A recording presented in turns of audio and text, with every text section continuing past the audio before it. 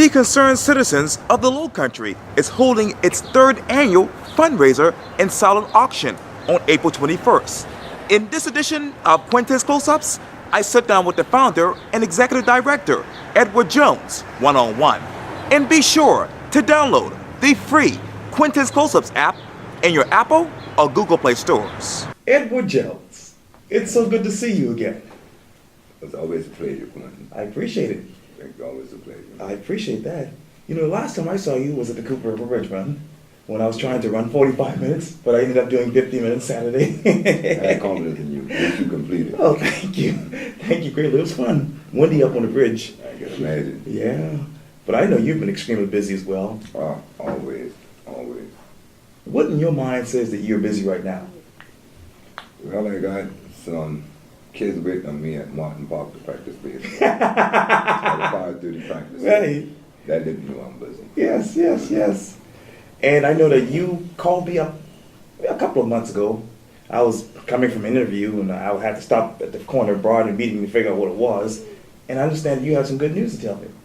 Yeah, we do this fundraisers dinner every year for the last past. This is the third annual.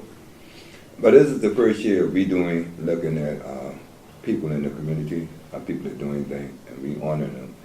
So you are one of the recipients for the Wendell Gilliard Community Service Award. You can present that to you on the 21st at our fundraisers dinner. Wow, thank you. I appreciate it. Thank you so much. Well, you well deserve it, man. You well deserve it. Thank you very much. And you say this is the third annual fundraising dinner and silent event, auction that is, and it's because of your particular group, Concerned Citizens of the Peninsula of the Lowcountry. Right. Who are the concerned citizens of the Peninsula and really the Lowcountry? Well, the Concerned Citizens of the Peninsula/Lowcountry is a group of people, grassroots-based people from the east side, originally started this organization 16 years ago. And it's myself, the founder, Christopher Ellis, that live on South Street, the co-founder. Right. And then we have some younger people in the group and some older people in the group too. Even Reverend Alma Dungy Yes. were a part of this organization too. Until she gets ill, but she can't participate as much as she wants to, but we keep her at heart. Mm. And obviously I haven't seen you since the bridge run, but I know you've been extremely busy. And I wanted to go back to the newspaper article from last year when you were on the front page of the Post and Courier on that Sunday. Oh, yeah. Well, you still emotional with that? Well, to me, that's still emotion because that's Quintin that's speaking about my character and what I wanted to do and how I wanted to help people within our community. And that is not only downtown, but in the low country. So, we go from downtown, the North Charleston, Ravenel, James Island, Jones Island, Walmart, Lord, reaching out to Mount Business as well, too. As you can see, our keynote speaker, Mark or Andrew, is a big attorney in Mount Pleasant. Right. So we're reaching out to Mount Pleasant because he is the keynote speaker at this particular event coming up on the 21st. Right? He is the keynote speaker. What do you want him to tell the students and the concerned citizens of Peninsula and Lowcountry? What we want him to tell them is just to tell the truth. Here, a wealthy man that live over in Mount Pleasant, he had reached out to a family in Bayside where he adopted a young man out of Bayside and took him as his son and raised him. So he don't see what's wrong for him to come back in and help us raise the fund because he know the cost of what we have to do. And Quintin, and saying the cost is that to run the Phillips Summer Basketball, to run the free camp, and then to put each child, mostly in the city of Charleston, back in school at the beginning of the school year with a book bag full of supplies, school uniform, maybe some kids will get sneakers, and then we got beautician and barber come out and fix the girls' hair and cut the little boys' hair. So all of that is on the end and part of the summer to get them feeling good about themselves going back to the summer. And plus we mentor kids periodically through the whole year. Yeah. You talk about this summer, you talk about the Phillips Simmons basketball camp. Yeah. Oh man, I'm excited about this year. What can we expect from that in your mind? Well, we started Phillips Simmons 13 years ago, right? The senior was just about 13 years ago when we started it, and now it's one of the largest summer programs that in the low country right now. We have team coming as far as Buford, St. Stephen, so everybody coming but partake in the summer basketball because it's the largest summer program going on in the Safe Haven. 13 years ago to right now, what is the biggest difference in your mind about this program? Well, the biggest difference is we seeing high school ball players get to be a little bit more productive in the game. They're taking it a little bit more serious and pushing them educational wise now, because a lot of them is walking across the stage now and having small college, some D1 school looking at them, college looking at them, trying to give them a walk-on play, you know. And let me get back to the concerned citizens of the Peninsula of the Lowcountry. Obviously, you're a household name in this particular neighborhood, especially here on the east side of Charleston. There's so many issues going on right now, from affordable housing to schools. What is the state of the east side in your mind? Well, that is with the affordable housing part of it, is I'm still waiting. You know, we have a piece of property, Quintin, the Cup River Bridge site is a piece of property that I'm watching real closely, because it's a prime real estate, and that's where they're supposed to be putting affordable housing on yet. But we haven't seen the groundbreaking yet. But I still attending the meeting and making sure that we're still on the right track. Educational wise of it is that, you know, we got to get the parents more involved in the kids schooling.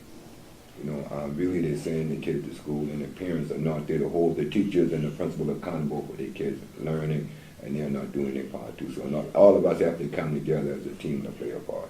And I know that I was sitting on the bench at the College of Charleston one day. We were supposed to do an interview for this particular interview, and I know you had to take care of one of your students on spring break. Mm-hmm. Yeah, because he was on spring break. Mom was working. She was kind of worried about what he gonna do while she working. You know? So I ended up taking him with me wherever I go. He had to go until she get off, because she didn't want him to go up and running in the street and getting herself in trouble. Right. What is your secret to keep going?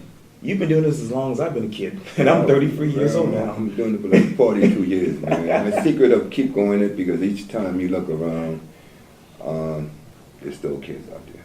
And there's still kids reaching out. There are a lot of kids out there, Quintin, to be honest with you, fathers not in their life, and they look for someone they can talk to, someone they can trust, someone they can depend on, someone who can relate to them, you know. So I always manage to make myself available, you know. I will give them, out of the 12 hours, I'll at least try to give them 10 and give myself 2. And I know that we talked about this during the last interview about how you relate to people. How do you relate to the kids still to this day? Well, it's a generation thing, because some of them, parent and grandparent, was in my program earlier, so they wanted to keep it going on, you know. So anything Coach Punson, Abel Jones say, it is, you know, it's true. So being loyal to them and will tell them the truth. If I can't, you ask me a question, I can't answer it for you as a kid, I just would tell you anything just to make you feel good. I said, give me some time to think about it, and we get back together another day and talk about it, you know. But I always try to give them something to motivate them and to keep them going forward. And you talk about going forward. Let me go back to Saturday, April 21st, about the 3rd annual fundraising dinner and silent auction. When I and those other folks walk out of that door, what do you want us to take away from this program, Concerned Citizens of the Peninsula of the Lowcountry? Well, what I want you to take away from that is just to see some of the young people who you see on the street on a day-to-day basis. And they are in another position. They are in position now to MC, to welcome you. To, you know, say things that you encourage you, something that no one else will give them a chance to say. So in other words, what I'm saying is we are grooming, bullying and grooming the next set of leaders. So we put them in leadership roles, you know. They come, we have one young man named Kareem White. Every year for the silent auction, he will go different areas, and he will be collecting items to put in the auction. So every fund we raise from the auction will go towards our summer program. We have 4 months to raise funds to something to continue after 8, because we go on a yearly calendar base, you know. So as of December 31st, everything for us is shut down. Then we start back up in January. So from January 1 to December 31st of every physical year, that's our physical year. So we got 4 months in that to raise funds to make sure the youth and teen roundtable discussion, the neighbors helping neighbors, which is an Easter egg hunt, a Christmas giveaway. We're going to give kids, you know, Christmas items to make them feel important. Along with Representative Wendell Gilliard, we go through all of the community and give away turkeys. You know, so we do multiple things, you know. Then we have like a senior citizen Thanksgiving dinner, where we invited all of the seniors from all of the Lowcountry will come in, and then the youth and teen council or bring them and sit them down, and then serve them a full course Thanksgiving meal. But playing, you know, Christmas music, gospel music, you know, and it's making remarks to the parents, to the seniors, where, see, they don't think about what you're doing, you're building that gap between the youth and the seniors again, because, you know, there was a big gap in between them, because there was no trust with the seniors and the young people. But now we're closing that gap by having them give back to the community, especially to the seniors in the community. And you know, between now and obviously April 21st, if someone wanted to help this particular organization, as well as the fundraising dinner and silent auction, what should they do? You can always make a contribution, a donation to the cause, and it can be sent to the CCPLC, P.O. Box 20861. You know, all donations are welcome. And even if they want to come by the dinner, don't have a ticket, they still come by the dinner, look at something in the auction. They might want to decide to take the bird on the roof from the Frenchman Hotel. Oh, yeah. So they might decide to want to take the Hyman seafood dinner. They might want to go on one of the carriage rides. You know, they might want to give some of the vendors on King Street that donate things that they can auction off. And all that auction off, even Charleston Golf Course, right, you will get a chance to play a round of golf and get a golf cart. The whole object of it, Quintin, is just to raise those funds so we can meet the need for the kids that we deal with periodically throughout the year, especially during the summertime. You know, the summertime is a high crime time of the year. You know, they always say the devil mind is an idle mind is a devil worship. You know, so a workshop. So we don't have something positive for the kids to do in the summertime while they're out of school. You know, they can go right in every place. And by all means, there's nothing in the city for them to do anyhow, so we got to give them something to do in the community. Edward Jones, thank you so much for your time. I really, really appreciate it. And thank you for this award in advance. Yes, sir. And also on top of that, here's your full ticket. So you get to bring a full guest. Yes. And I was pleased to see you receive your award. And again, on top of that, when I received the NAACP award this year, I was there with you. So right. You know, they got me because we had a plan for you for this year, but the NAACP called you before you last year. But again, I appreciate it, Quintin. Thank you. Thank you. Yes. Thank you for this. Yes, sir.